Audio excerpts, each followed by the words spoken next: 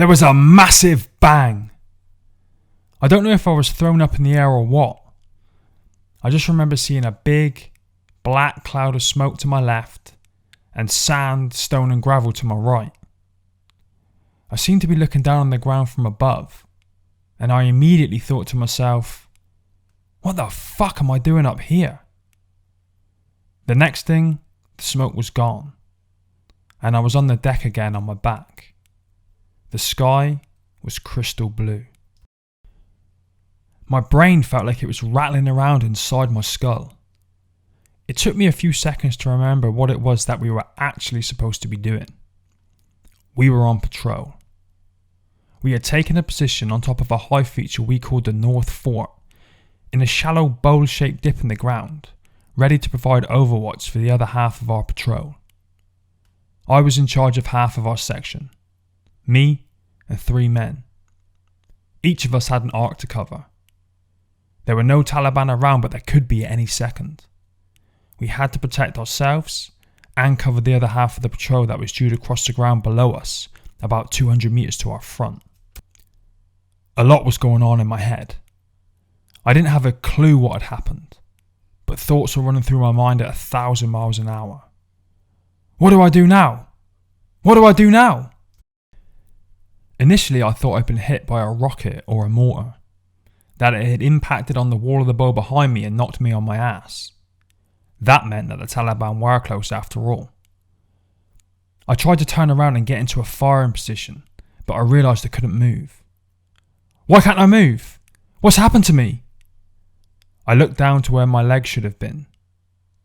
They were gone. The sight made me think of a ragged Christmas present with the wrapping paper torn off and ripped to pieces, or something similar to a dog's chew toy. Bits of muscle, flesh and bone were hanging out everywhere. My trousers were shredded. There didn't seem to be that much blood. My Osprey body armour, a heavy Kevlar vest with ceramic plates covering my chest and upper back, had been ripped clean off. My SA-80 A2 rifle was nowhere to be seen. My helmet had been knocked to the back of my head, and the chin strap, still fastened, was wedged up under my nose, which made it difficult for me to breathe. I had been loaded with multiple weaponry and various types of ammunition. My rifle was equipped with an underslung grenade launcher. I had a 51mm light mortar tube in the day sack on my back. I also had a drop bag strapped to my leg with about 12 grenades and 1 high explosive round for the mortar. All of it was torn off in the blast, and I was lucky that none of it had detonated. They found the mortar tube later when the lads came to clear the area. The tube's made of tempered steel, about 3mm thick. The force of the explosion had peeled it open like a banana. As for the drop bag in my day sack, I have no idea. I guess they got incinerated with my trousers. What had happened to my legs began to sink in. The scene was horrific. I could clearly see the extent of my injuries and knew instantly that I was a T1 casualty, the most seriously injured you can be without being dead. What was weird about it though, was that it didn't hurt. All I could feel was an intense pins and needles sensation in both stumps. They were throbbing intensely, and I was unbelievably uncomfortable, but I could cope with it. I was obviously in a massive state of shock, but I was still able to think things through logically, and I seemed to have enough time to work out what had happened. How messed up is that? My first feeling wasn't fear or pain, it was anger. Anger at myself. I felt stupid and embarrassed. You're a Marine, I thought. You're supposed to be one of the most professionally trained soldiers on the planet. What a prick. What a fucking idiot. How could you do something so stupid? The state I was in really started to hit home. It was unreal. My left leg was gone below the knee. I could see loose, sand-covered flesh hanging where my right calf muscles used to be. The parts of my legs that were left were beginning to throb like crazy, and then I suddenly realised that I had the same feeling in my right arm. I looked across and stared at it. My entire arm had been flayed open from the fold of my elbow down through the muscles on the inside of my forearm, exposing the ulnar and radius bones along their full length. The palm of my hand was cleaved in two. It reminded me of that scene out of The Terminator when Arnold Schwarzenegger has to prove that he's a robot, so he takes a knife, cuts into his forearm, and rips off the flesh and skin of his lower arm and hand like a glove. Then he holds up his bloody metal skeleton for Miles Dyson to see. That's pretty much what my arm looked like. Hoofing, I thought sarcastically. Suddenly, more thoughts started flashing through my head. Thoughts of home, my little girl Kezia, my girlfriend Becky. I loved them both more than anything.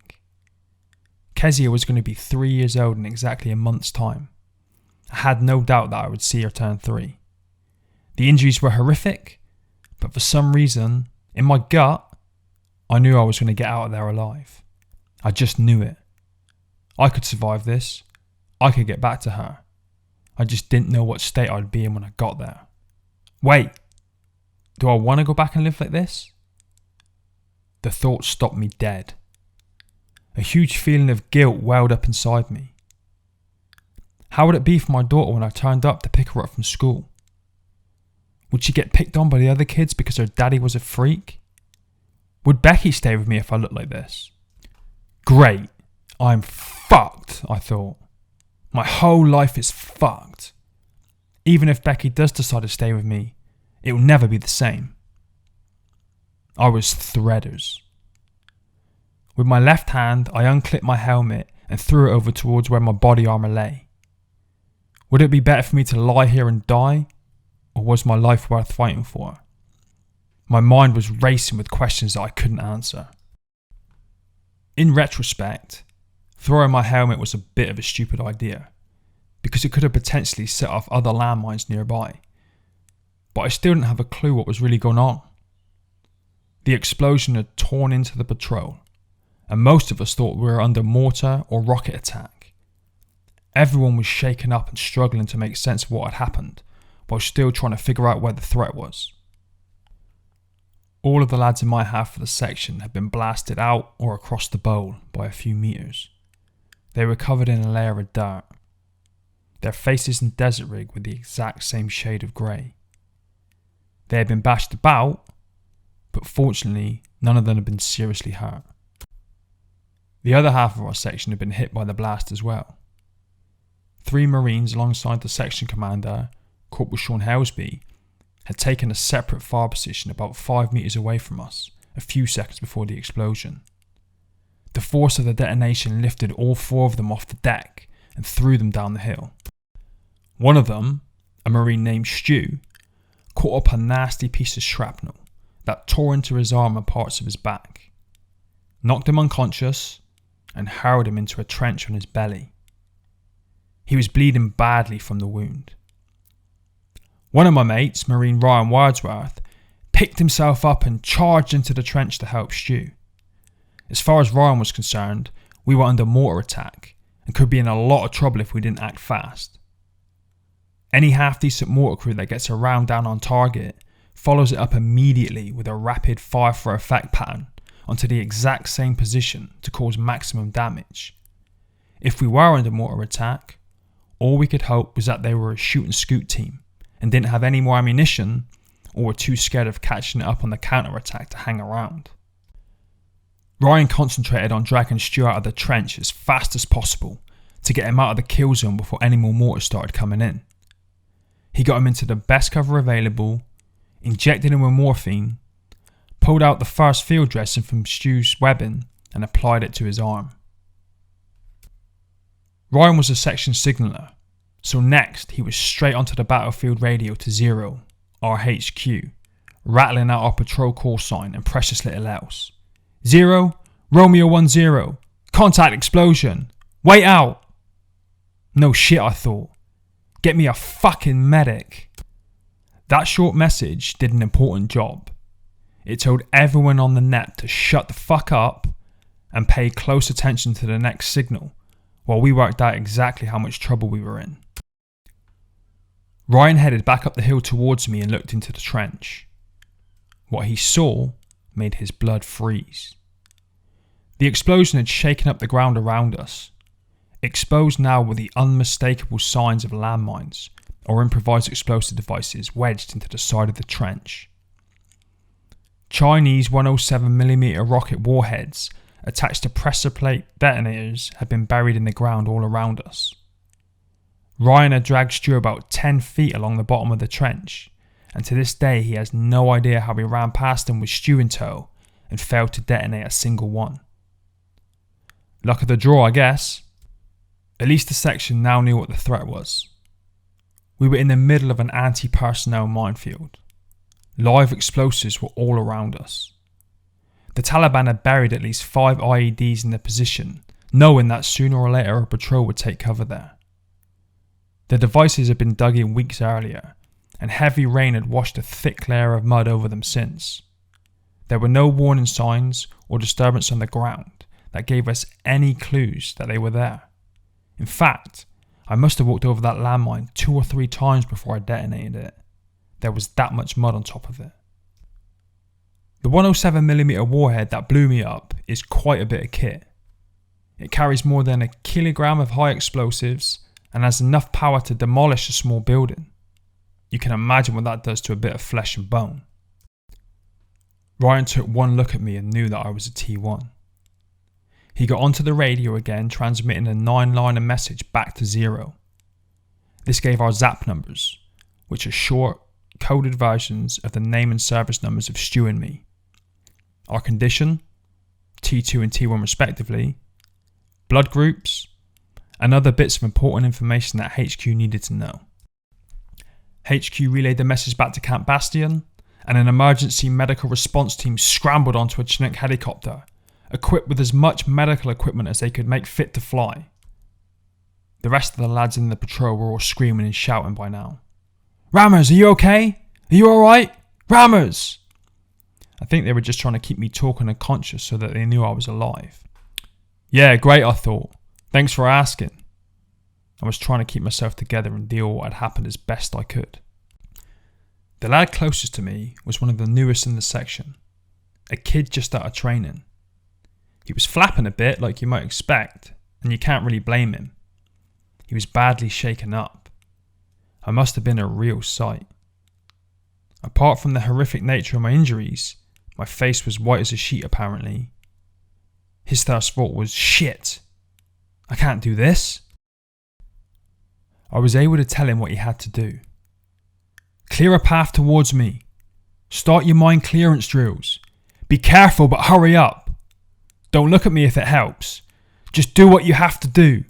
Remember the training. Do it now!" A few weeks earlier, some of these lads were still at the Royal Marines Training Centre at Lympstone in Devon and had only just passed out as commandos. Now, they were in the middle of a war zone, witnessing this shit so soon out of the box. I was embarrassed to have put them in that position. We were an irregular company pulled together from troops with different specialisations. It was the first time we had patrolled together since they arrived. As hard as it was, they knew they couldn't just come running to me with first aid, because now we knew that we were in a minefield.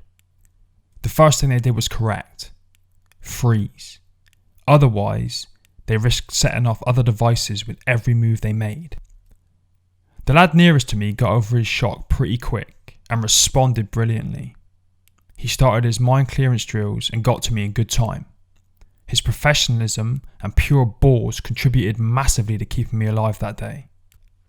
For mine clearance, you use a steel probe or a bayonet and push it into the ground at a 45-degree angle in front of you. The aim is to detect mines by touching them without setting them off. Then, you dig away at the dirt and expose them. You sweep across in a semicircle in front of you. Then you push stakes into the ground either side and attach white marker tape to show where the clear path lies. It's a slow, methodical process. Mistakes are very bad news. "Hurry up!" I groaned. It was midday on Christmas Eve. The sun was blazing, but it was the middle of the Afghan winter. The day was cold and clear, and the air was clean. No dust, no flies. But I felt absolutely redders. Much hotter than I'd ever felt during summertime at home. Still propped up against the edge of the bowl, I let my head slump back. Reality was kicking in. What the fuck have I done? This is fucking shit. I can't believe I've just been blown up. It felt like a bad dream. The shredded remains in my legs and my torn up arm were now throbbing like crazy. Like an extreme version of when your foot goes to sleep and you try to move. You can feel it's still there, but it's numb. I shut my eyes and pretended I was on holiday in some hot country, laying next to the pool, relaxing. Then I realised someone was talking to me. Sean had moved up from his position and I could hear his voice. He was determined to keep me conscious and make sure I didn't rap. I'm coming, Rammers. Hang in there. Hold tight. We'll get you out of there. Everyone was talking and shouting to me to make sure I was still conscious. As long as I was talking, they knew I was breathing and that I hadn't started choking on my own blood or vomit. We were only about 200 metres from our camp, Forward Operating Base Robinson, or FOB Rob as we called it. Ryan's message had got through to the base commanders and they had sent a medic out to get me. I could hear a vehicle come screaming out of the camp and stop at the bottom of the hill. Then I heard people scrambling up the loose rocks of the hillside towards me. One of them was the medic. The lads had cleared a path to me and out of the minefield pretty quickly, and he was alongside me about 10 minutes after the explosion. The medic was a South African called Dave. The first thing he did was start to apply tourniquets to my legs and arm. My 3 mangled limbs were oozing blood, and he got as many field dressings onto them as he could. The blood wasn't spurting out of me like in a horror movie, but I'd lost shed loads. All the medic could do was try to stop the flow, get me to a proper field hospital as fast as possible, and hope I didn't end up in a body bag. The medic asked me to help him. Hold this a minute, pull this tight, do that one up. It was a way of keeping me talking, keeping me conscious. I gave a feeble attempt to appease him and I managed to tighten the tourniquet on my shattered right arm. Dave jabbed a needle into my left arm and hooked up a bag of fluid and morphine, squeezing the bag to get the liquids into me. The lads brought up a canvas stretcher. It was quite difficult to get me on because of the bow we were in and the angle I was at. As they dragged me onto it, I felt a fresh burst of pain rip up my right leg and looked down to see a huge muscle strand still connecting my thigh to my boot, which I think still had my foot in it. It was dragging over the ground as they shifted me, and I roared out in pain. I grabbed the boot, pulled it off the deck, and cradled it over my stomach. I couldn't believe what I'd just done. Picked up my own foot and rested it on my stomach. The lad stretched me down the hill while I hugged my boot. I kept my eyes shut, drifting away and imagining I was somewhere else. The lads continued shouting and talking just to get some sort of response out of me. They put me in the back of a supercat, a 6-wheeled, all-terrain vehicle that looks similar to a moon buggy. It's open-topped and has seats for a driver and a passenger up front, with a big roll cage to protect them if it ever goes over. It's got fat tyres about 2 feet tall, and there's room for 3 blokes down each side in the back. We mainly used it for lugging kit around camp. Company Sergeant Major Bob Toomey was driving. The job of a CSM is to be responsible for casualty evacuation. They have to account for every one of the lads in the company, dead or alive. The CSMs are fanatical about this role. Most of them would prefer to catch it up themselves rather than leave a man behind. It means a lot to know that the CSM will bust his balls to come and get you, no matter where you are or what state you're in. Bob had already got Stu in the front seat of the vehicle and was ready and waiting for me to get on. As the stretcher bearers loaded me onto the back, the medic Dave climbed in after me and turned to formally give me the good news. Rammers, you've sustained a serious injury to both legs. It was too much for me. I'd been lying there for up to half an hour coming to terms with the state I was in, doing whatever I could to survive. And now this? No shit, I replied. I guess my dancing days are over. I hardly remember saying it, but apparently that one sentence spread across southern Afghanistan in a couple of hours, and the lads that heard about it were pissing themselves laughing. Sergeant Major Toomey was trying to drive twice as fast as the Super Cat was capable. I was getting thrown about all over the place in the back. Whoever's driving this vehicle, tell him he's a dickhead because he's going too fast, I yelled. Normally, I would have crossed the road to avoid the Sergeant Major. Now I was calling him every name under the sun, and all because he was trying to get me to the field hospital as fast as he could. The morphine was kicking in, and I was in and out of consciousness, but I could tell from the terrain where I was. I felt us get out onto the main road at the bottom of the hill, and the diesel engine hammering as Bob Toomey floored it. Then we were off onto the rough again, so I knew we were getting close to the base. The Super Cat roared through the front gate of Fob Rob and past Sanger 4, the watchtower I'd fought the Taliban from. The guys manning the Sangers had seen me get blown up and knew that a helicopter was already on its way. Bob drove straight to the helicopter landing site within the perimeter on the southern edge of the camp. My condition was worsening. I'd lost a massive amount of blood and my heart was struggling to pump enough to my brain. That, mixed with the morphine, was causing me to talk garbage. Apparently, I was making jokes about what had happened, attempting to make light of my injuries whilst trying not to pass out. The medic could see I was getting worse, and that the next stages were unconsciousness and death. The boys were very concerned, but there was little more they could do. We just stayed there in the Super Cat parked on the HLS in the sun. I have snatches of memory of the last seconds in the fob. One was hearing the Chinook coming in. It's a beast of a helicopter with two gigantic main rotors, one at the front above the cockpit, another at the back above the tail ramp, the whole thing powered by twin jet engines. The inside of the helo is about the same size as a shipping container, except not as tall. In the middle of the ramp there's a tail gunner with a belt-fed M60 machine gun on a special mount. Directly behind the cockpit on the right hand side is a door gunner with either another M60 or a Gatling type M134 6-barreled minigun. The rotors smashed the air with such a whoop whoop whoop whoop whoop whoop whoop. It sounded like a heavy machine gun as it came hammering across the desert. The sandstorm they kick up is horrendous. Kneeling in the rotor wash after getting off, you end up getting pelted with rocks and gravel. On board were 4 air crew and a group of 4 medics, the emergency response team. They're a medical unit based at Camp Bastion on standby 24/7 with a fully kitted up Chinook to bring as much medical aid as close to the front line as possible. Bob walked the other Marine Stu, who was now fully conscious, up the tail ramp onto the Chinook and sat him down with his weapon. I came next. I felt a blast of wind hit us from the rotors and the hot turbine exhaust and the smell of burnt jet fuel washing over me as they carried me up the ramp and into the dark interior. As soon as we were in, the helo went, tipping forward hard and banking out over the perimeter across the desert in a storm of dust. The pilots up front had both engines screaming at full throttle.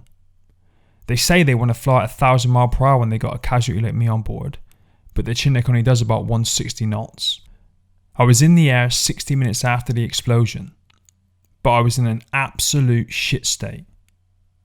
I don't remember a thing after feeling those hot exhaust fumes beating down on me, but I've found out since how things played out. The ERT crews are incredibly brave men and women. They have to attend horrendous injuries, flying in and out of frontline positions while the Taliban try to kill them and take out their aircraft with mortars, rockets, and small arms fire.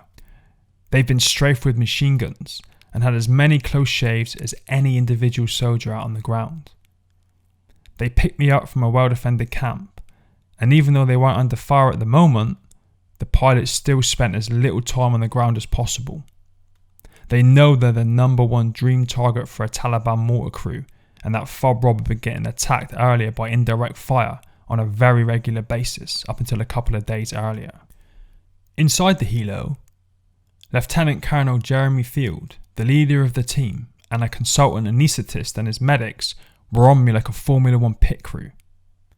They had a lot of experience dealing with catastrophic injuries and had worked out medical priorities that are very different from a civilian accident and emergency procedure. The first thing they go for is to stop the bleeding at all costs. They've got some amazing kit. They use a bandage called a hemicon, which contains an extract made from prawn shells. It may sound a little weird, but the shells contain chitosan, a substance with an ability to stick itself to wounds, sealing them from germs and making the blood clot. The medics call it a hemostatic agent. The bandages smelt a bit like mouldy prawn crackers. In my case, there wasn't a lot more blood to come out. I was really in the shit at this point. I'd lost about 5 pints, more than half the blood in my body. My brain, heart and lungs were right on the limit, just about to shut down for good. The medics couldn't find my pulse. They needed to dump fluids into what was left of my bloodstream quickly, or I was going to die right there on the stretcher. Their best guess was that I was about 3 minutes from death at this point. In a civvy hospital, they would have put an intravenous drip into major blood vessels and pumped fluids in from there. But in the back of a Chinook flying its bollocks off, banking hard over 80 degrees to avoid gunfire, it's impossible to find a vein and insert a needle. In my case, the anaesthetist didn't have many veins left to choose from in the first place. Fortunately, the medics are unbelievably resourceful, and luckily for me, they knew exactly what to do. They grabbed a battery-operated drill, similar to a Black & Decker, called an Easy-IO, and drilled straight into the bone marrow inside my hip at the top right-hand side of my pelvis. The drill bit is a hollow needle with a tap on the outside of it. They pumped fluids through it into the marrow, and from there it went straight into my bloodstream. They got me on oxygen from a portable cylinder and continued forcing liquids into me. There wasn't much point hooking me up to the life signs monitor. Either they'd got enough fluids into me in time, or I was dead. The helo hammered back to Camp Bastion, and the pilots radioed ahead to warn of our arrival.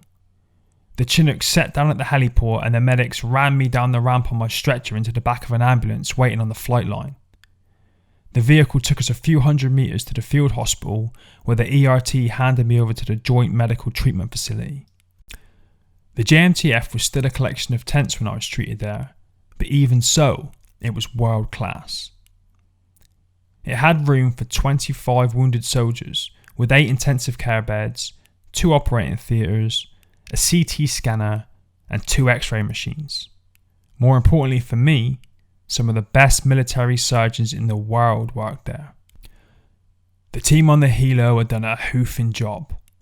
They had carried out exactly the right procedure at record speed with textbook precision, despite the harsh conditions that they were forced to operate in.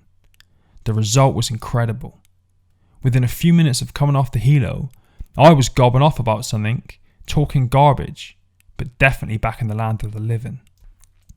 While I was waiting to go into the operating theatre, I cried out suddenly. One of the doctors, a professor of orthopaedics, came hurrying over to see what was wrong. Apparently, I complained about the fact that I'd spent £120 on a pair of trainers a few days before the deployment. I was threaders that I'd wasted my hard-earned cash. The doctor was taken aback. He wasn't expecting a T1 casualty in my state to start whinging about trainers and cracking bad jokes. The surgical team pumped a total of 24 pints of blood into me while they amputated what was left of my right arm and my right leg. They closed up the shredded major blood vessels and cauterized hundreds of minor ones with an electric zapper designed specifically for the job. All the while they cleaned out major debris, shrapnel fragments and gravel that had gotten forced into the wounds. They knew I'd need further operations at a later date to remove smaller shrapnel pieces and fragments of shattered bone. They cut away the dead, burnt and dying tissue until they got back to the healthy muscle and bone. Then they packed gauze bandages over the flesh before sedating me heavily. The skin would only be closed over the stumps at a later stage. For now, they had saved my life. Job done. Get me the fuck out of here. I was transferred by Hercules from Camp Bastion to Kandahar Airfield, which takes about an hour, with the RAF's critical care air support team looking after me during the transit back to the UK. The CCAS team are the best in the world at what they do. Instead of managing the decline of a casualty during transport, they actually look on the transit as an opportunity to enhance the recovery. They have the kit and the skills to do it, and they get quite upset if they don't hand over a casualty in better nick than when they received them. Kandahar Airfield is a massive US-run base, and the food is awesome. Every Thursday, the Americans fly in around 5,000 T-bone steaks and lobster tails, and anyone who wants it can get steak and lobster for their dinner. The dining halls seat 300. They have a rule that all military personnel on camp must carry a loaded weapon at all times, including dinner. It's weird seeing 300 heavily armed men and women, loaded rifles piled up beside them, stuffing their faces with luxury food, looking like they're about to invade Cuba. The base also has some cool coffee shops and a great PX where you can buy anything from TVs to sunglasses at very good prices. You pay in US dollars and get change in US Army and Air Force Exchange Service cardboard coins. The brightly coloured discs can be used at any shop in the US military camp, but are useless anywhere else. The place gets rocketed every now and again, but the food and facilities are a class above. Unfortunately, I had no chance to enjoy CAF on the way in, and no chance on the way out either. The base was the main air hub for UK forces because the runway was long enough for the RAF's TriStar jets to get in. I was loaded on board that night's TriStar flight headed back to RAF Bryce Norton in Oxfordshire. At this point, I was still heavily sedated. They stretched me onto the aircraft and transferred me to an aeromedical bed. There are 3 of these in the equivalent of the first class cabin in a commercial airliner. Only officers and casualties qualify for business class on these RAF flights. The beds are equipped with oxygen bottles and electronic equipment to monitor your vital signs. It couldn't have been great for the morale of the passengers sitting in seats a few inches away to see me torn limb from limb and comatose like that. Prince Harry found it hard when he flew home from Afghanistan in March 2008. He was on the same flight as another critically wounded Marine, Ben McBean, who lost an arm and leg when he stepped on a landmine in the desert. He flew home like me, out cold. When Harry got off the plane, it was obvious he had been humbled by Ben's condition. He told the press waiting at Bryce Norton that he was no hero, and that people should think of the wounded like Ben. My flight was 10 weeks prior to Prince Harry and Ben's, and I was deeply unconscious throughout. The TriStar diverted to Birmingham Airport to drop me off before going to Bryce. I arrived at Selly Oak Hospital in Birmingham on Christmas Day. Becky had been informed and came straight up to see me. She was there with my family by the time I arrived in the early afternoon, a little more than 24 hours after the explosion. Merry Christmas, Becky. She had been told exactly what my injuries were, and had prepared herself for the very worst. When she came in, I was tucked up in bed with just my chest and face showing, and looked almost whole. I had a feeding tube and oxygen mask on, an IV drip and wires stuck into my chest monitoring my vital signs. Apart from looking like something out of the $6 Million Man, she said it seemed as if I was just sleeping.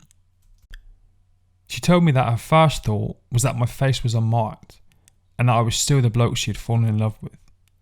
She also said I looked gorgeous, which would have given me some useful encouragement if I had known about it. I started to come round on the 28th. I remember feeling very confused and weak. Then I began to choke.